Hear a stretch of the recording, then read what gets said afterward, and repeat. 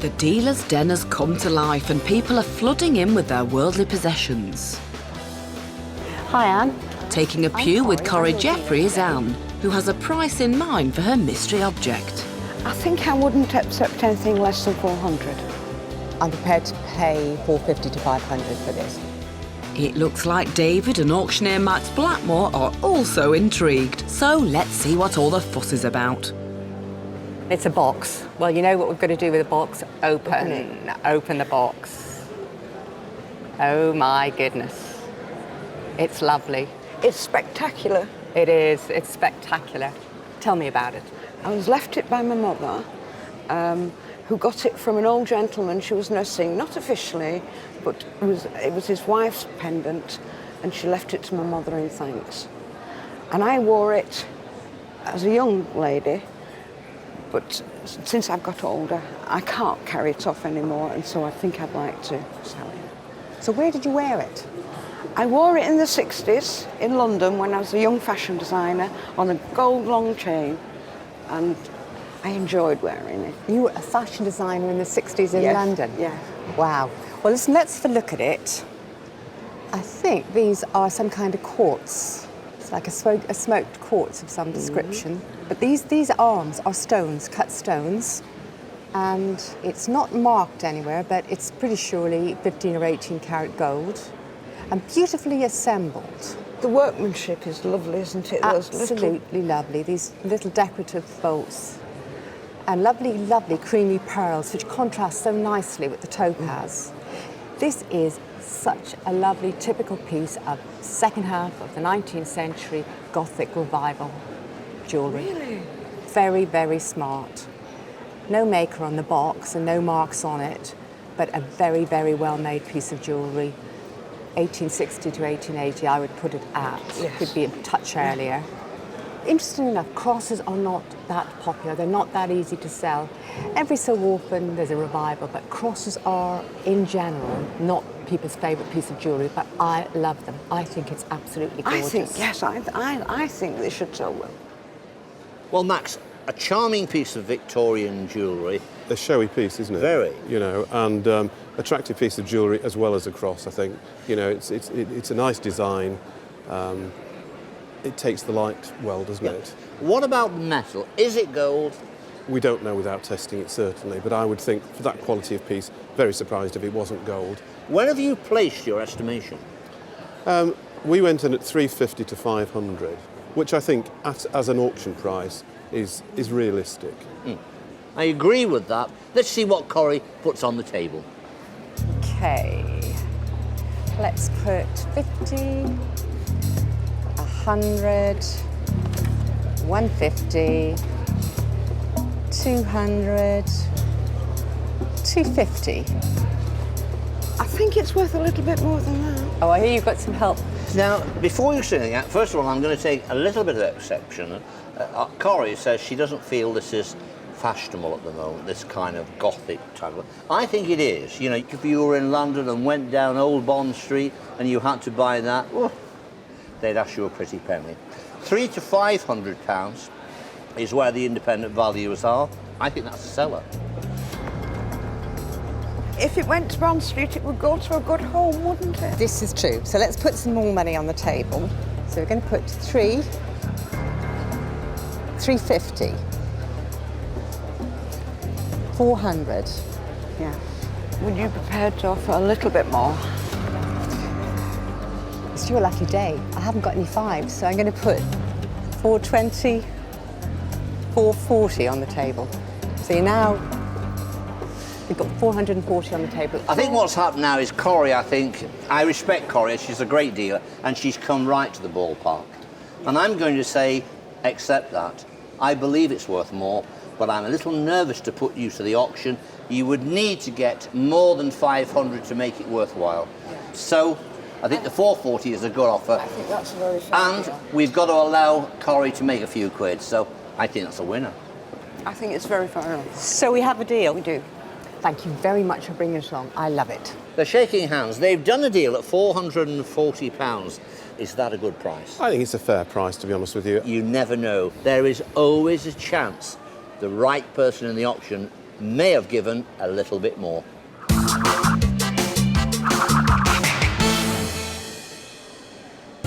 So Corrie and Anne were singing from the same hymn sheet, and Anne got £40 more than she was expecting. Now, first to see James' late is Michael. Let's see if he has the bottle to hold out for as good a deal. I bought the items a few years ago from a car boot sale. I know how much I paid for them, and I think they're quite an interesting lot. So I'm really interested to see how much they go for. Well, you brought along some, what looks to me like 1950s pottery. Yeah. But you'll have to tell me the rest. Well, as far as I know, it's by Marcello Fantoni. Okay. Is it signed anywhere? Yes, just there at the side. Okay. I have to say, I've never seen anything like it. Covered in leather or not, quite frankly. But, I mean, the thing I like about it is the design on the front, which is quite reminiscent of Picasso. Yeah, in a way, it is, I agree, yeah. Abstract. I mean, they're quite kind of 50s. This is a very 50s shape, I think, isn't it? Yeah. I'm slightly in the dark about this. I mean, I quite like it. I have to say, it's not my period. It's quite I prefer unusual. old things. It is unusual. It's quite striking design. And I don't suppose you're going to tell me what you paid for it? Not just yet. No, so I can offer you a little profit. Possibly, yeah. I've no idea, to be honest, what it's worth. So my bid is going to be a shot in the dark. Okay. 50. £70. I think you're quite a bit off there, I'm James. off. Yes. I'm off. Yes. Okay. But it's a good profit, isn't it? I can tell by your eyes that you're into Yes, profit but I've already. also done a bit of research on it, and I know roughly how much it is worth. Okay. Well, I'll dip in my pocket again and put another 20 down. So that's £90. Still quite a bit short there, James, I'm afraid. Oh, a bit short. Interesting. Now, I didn't know this name, it didn't ring any bells, and I've just run back to the auctioneer and said, what do we know about this man? Quite a popular Italian designer, ceramic designer. The two estimations are 50 to 90 from the independent valuers. Now, the auctioneer, he's more keen. He's saying 1 to 200. This man has a track record. He's quite well known. Not to me, though. Not to you. I would suggest he probably is worth a bit over the 100. But if you want to gamble and go to auction, maybe that's the best place. Well, I think David knows as much about this design as I do. But I'll try again. I'll put another 20 down. So that's 110, which means you've got to make 150 or so in the auction to get 110.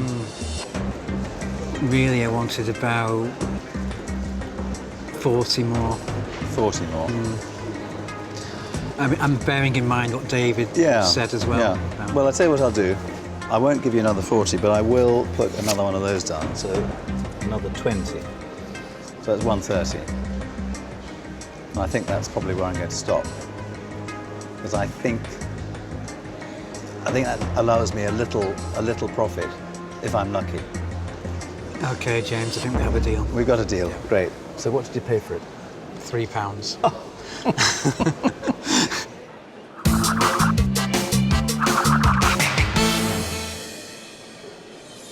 I'm not going to make that sort of money, but I do quite like it. As I sat there, it grew on me. So I'm really quite pleased with it. Good old Michael, eh? I can't grumble at £127 profit. Well played, Michael. You got every last drop out of James. Over on Debbie's table, Anna's brought in a small portable case that usually holds sewing kits or toiletries, but this one appears to be more masculine. Very interesting, circa 1800 etui. I'd quite like to buy it. We'll see what the expectation of the seller is. I inherited it a good few years ago now. I know it's an instrument case, and that's really all I know about it. Right. I just thought I'd bring it along today and just get some more information on it and see if you'd like to buy it. Right. Well, generally, they have a generic term called etuis, and an etui is basically a box that carries other things. It's quite early. It dates back to about 1800, that sort of time. I've seen them either made of bone or sometimes the very grand ones are ivory. It's quite a utility piece. It's certainly been made for travelling with, so in the days when people took off and had to take everything with them, this would have been a set probably carried by a military or a naval person.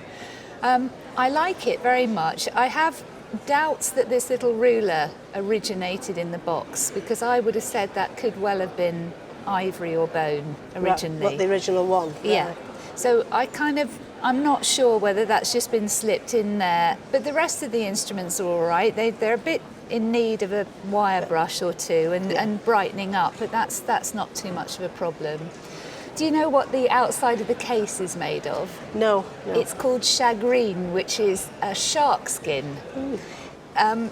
The other Quite tough looking, isn't it? it is. It's remarkably hard wearing. I mean, this may well at some point have got a bit damp because it's got a bit of a wave to it. Yeah. And more often than not, you see them in a very bright green, and this is quite a dull grey green. Yeah. Well, let's start with one of these. £50. No. It's a very definite no. £70. Definitely not. No. £80. Nope. Oh, I'm playing hard to get now. 85. Not even scratching the surface there. Really?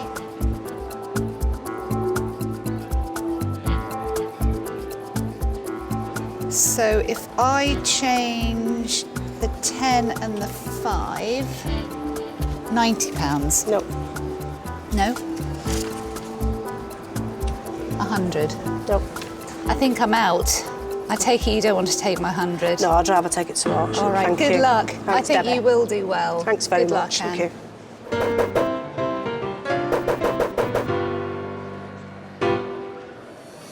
I think it's worth a day out of the auction at least. You know, if we just get another £10, £20, I'll be happy. A nice collector's item. I'd be surprised if this doesn't sell for 200 plus. £20 for those. Ooh, lots of optimism about. £20 now. Let's see how the etui measures up at auction. The reserve is £180. Now, I think it's well worth that. If you sell this, any idea what you're going to do with the money? My daughter's getting married in May next year. You can never have enough money when daughters start getting married. OK. So this could go into the kitty if it was sold. Let's see what happens. The next lot is 305, and it's this possibly late 18th, possibly early 19th century shagreen-covered etui. It's an unusual item, this one. Commission interest here. There is commission interest, which means deals have passed through the sale room, seen it and left a bid. At £100. Any further bids in the room? 10, 20, 130, 40, 140 with me, 150, 160, 160, 170, 180.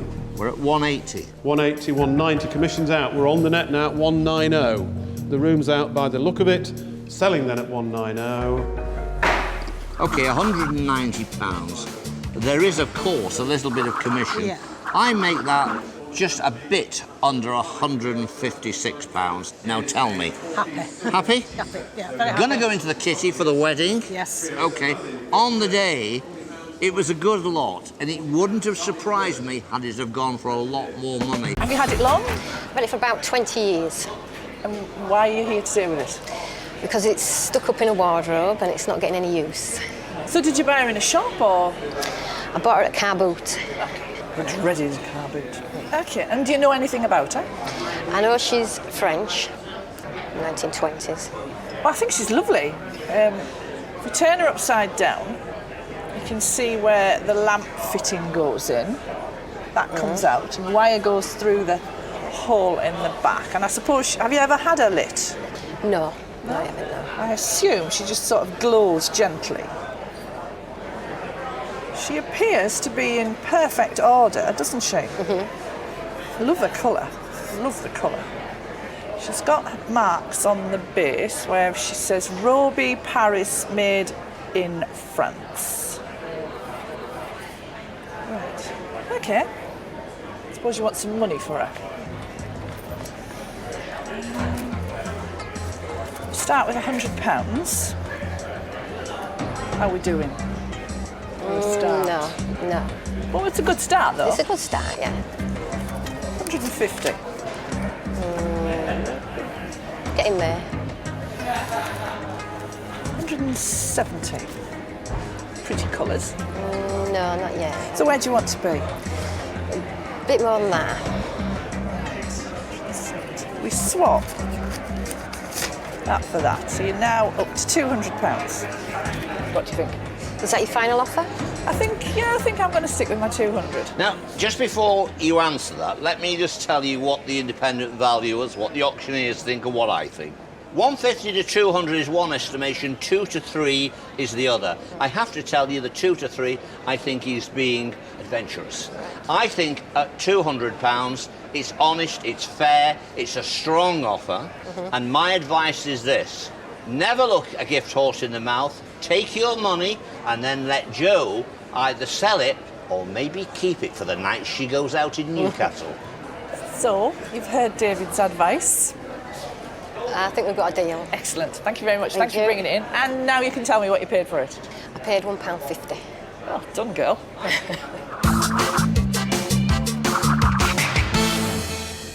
Well done indeed, Jane. That's a pretty spectacular profit. I know she wanted it. I pushed her all the way, and I'm happy. Across the room, Leslie's brought in a carriage clock on behalf of her mum. But how much is she hoping for? Between 100 and 150. Hopefully 150. Tony Gearing can't wait to get a closer look. I'm a little bit excited. It's in its box. I think I noticed that it's got curved glass, which is quite unusual, so hopefully it's a really good maker. Well, let's see if Leslie gets what she wants for her mum. And what have you brought in for me today? Yeah, it belonged to my grandma. Ah, Still in its case. let's have a look here, shall we? Little French number there. The French made probably most of the carriage clocks of the 19th and 20th century. Very good at it they were as well. Very fine movements, great timekeepers, great quality engineering. Also, I presume this comes up. Yeah. So that's... And this one comes up as well, so, yeah. So it's like a display case. Yeah, so well, you can see it in its case and see the time and keep out the sort of dust and air, and that's what we're trying to do, protect the movement, which is why the movement's all encased in its own airtight container. Well, it's lovely, it's got its original case and its original key, double-sided, one for the chime and one for the workings, so for the movement. Does it work? Yeah. It ticks along nicely? Yeah. Let's see what I can make you smile with out of here, shall we? I'm going to go 20, 40. I'm not smiling. I can see that. 60, 80, and that's got to get you smiling. Not yet. Just humming. Yes. Not sure about that. We'll go round it in at 100. I think you could maybe do a little bit better because of all the things that you pointed out about having the case and the key. But it is what it is. It's commercial, mass-produced. It's not any of the great makers. There's not even a maker's mark in it that I can see anywhere. So I'm going to stick with 100, but let's see what David has to say. Well, I think what Tony says is right, but in some ways, when you think about it, if you were starting off and you were making your first purchase, you wouldn't be doing too badly if you bought this little carriage clock. The estimation in the sale room today is 100 to 150. And I would have thought it probably is worth 120, 130 quid in the sale room. It's probably worth another 20 quid. Now, in recent times, items like this haven't done well, but I think that is a clean, honest item, and people at the sale room, apart from the trade, retail people will recognise that and think, that's a clean little clock, and it's worth its money. Thank you. I'm going to go another 20 on that.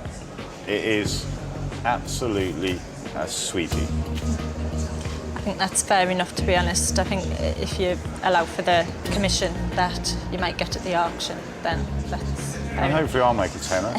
Hopefully. But my mum will have to give me some commission, I think, for doing all this work for her. Between you and your mum, my darling. I'm sure she will. No, thank you very much. Thanks for coming in.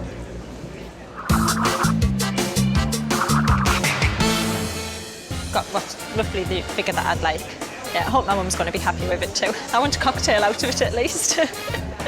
Cheers to that, Leslie.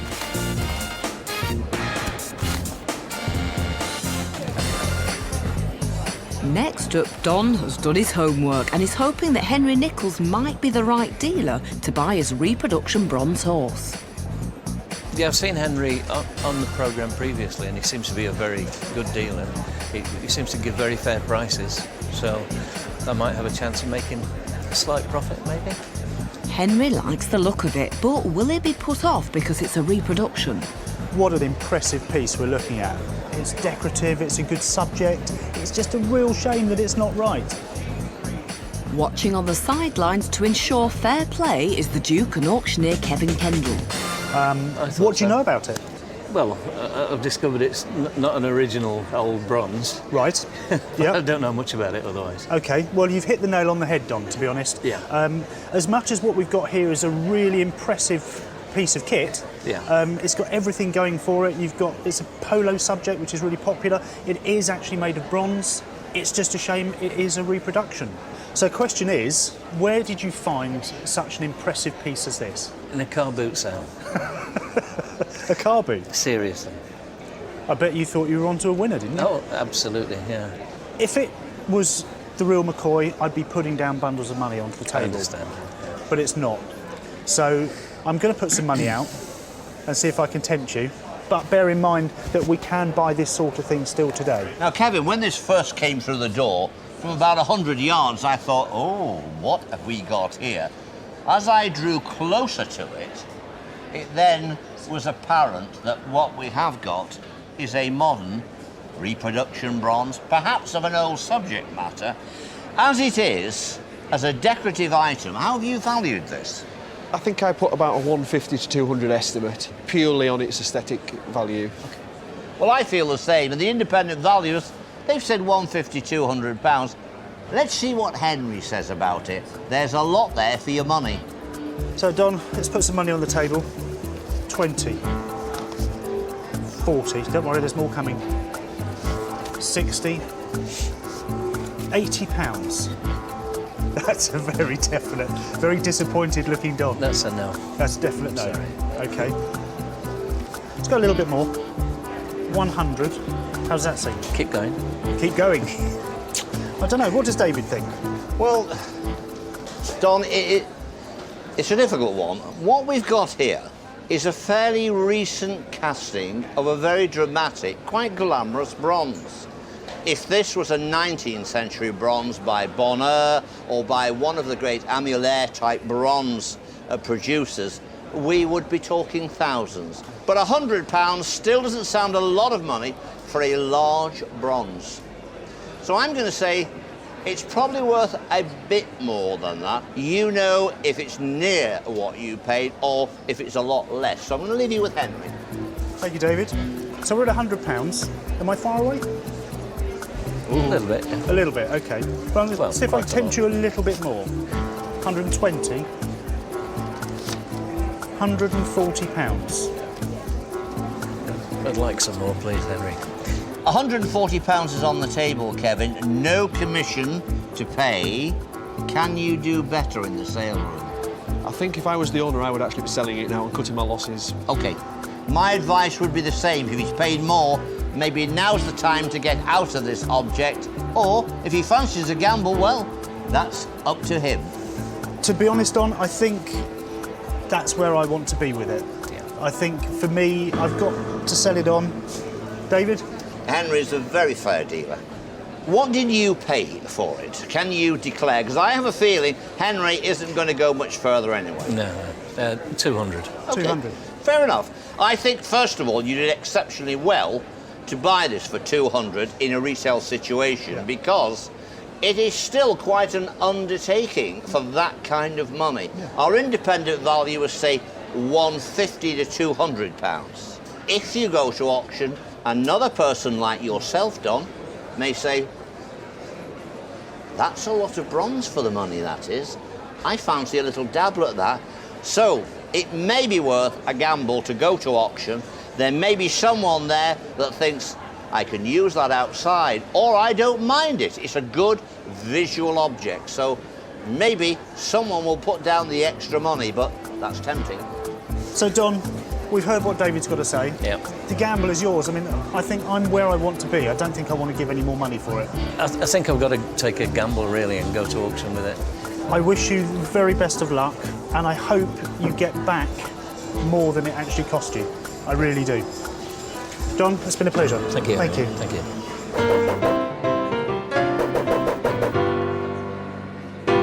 He's explained everything to me, and I can understand his reasons for the offer he's made on it. But I still think it's worth a bit more. So Dom's gambling on making his money back at auction, but has he made the right call? We're creeping up to your £200 now.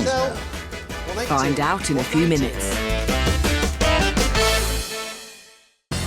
Welcome back to Dickinson's Real Deal from Skipton in North Yorkshire. Before the break, Dom turned down Henry's offer of £140 for his bronze statue. Don't think I want to give any more money for it. I think I've got to take a gamble, really, and go to auction with it. Dom's hoping he'll get back the £200 he paid. He's joined the Duke in the sale room where it's about to go under the gavel. You sat down with our dealer on the dealer's day, Henry. He offered you 140, which would have shown you a loss. You decided against that. To have a gamble. Gambling here at the auction. Reserve is 150 quid. Is it going to make 150 or more? Let's find out. So I will start the bidding with me at 150. 150 bid, 150, 160. 160, 170. 170, 170, 170, 80 anywhere. 170, 170 on commission only. Have you all done this time? Going to sell?